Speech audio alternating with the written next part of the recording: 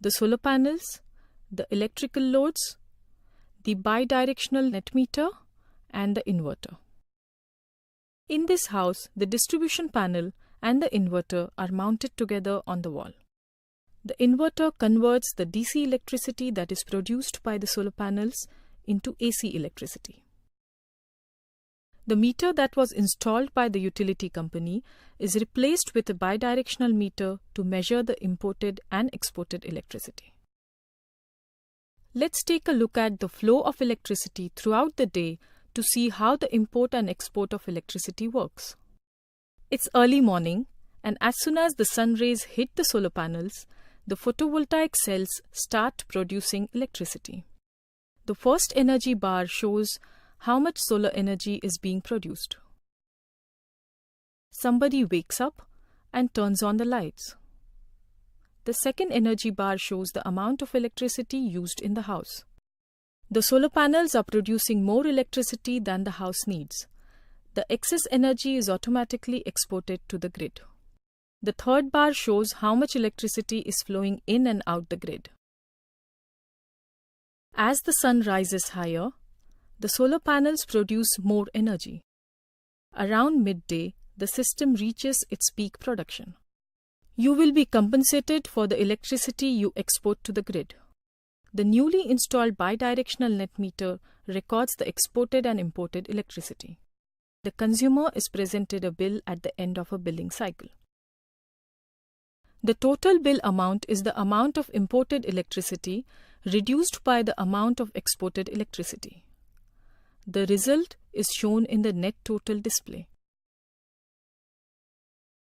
When the system is exporting electricity, the meter is running backwards. The meter will not go below zero. When the system exports more than it imports, you get a credit. In a net metering system, you will not get paid for your credit. The amount is carried over to the next billing cycle or written off. It is a hot day, so the air conditioner is switched on.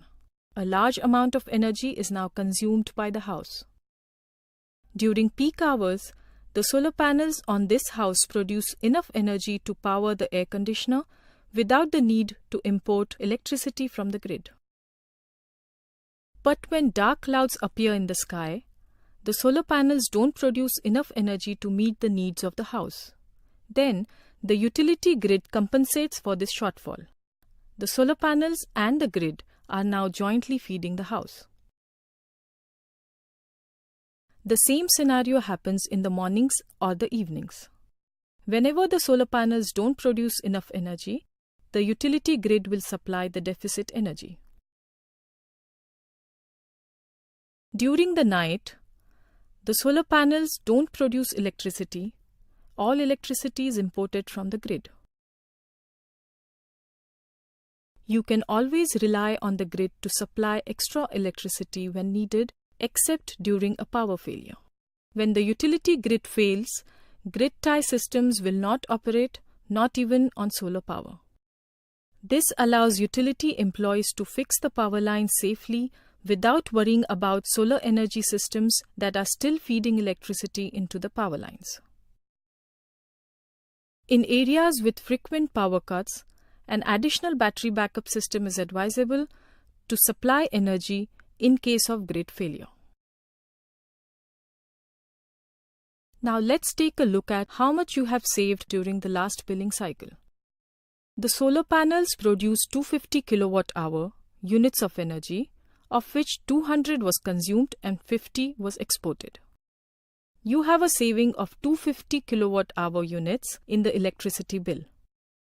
Every unit of energy produced by the solar panels, consumed or exported, will result in a lower electricity bill.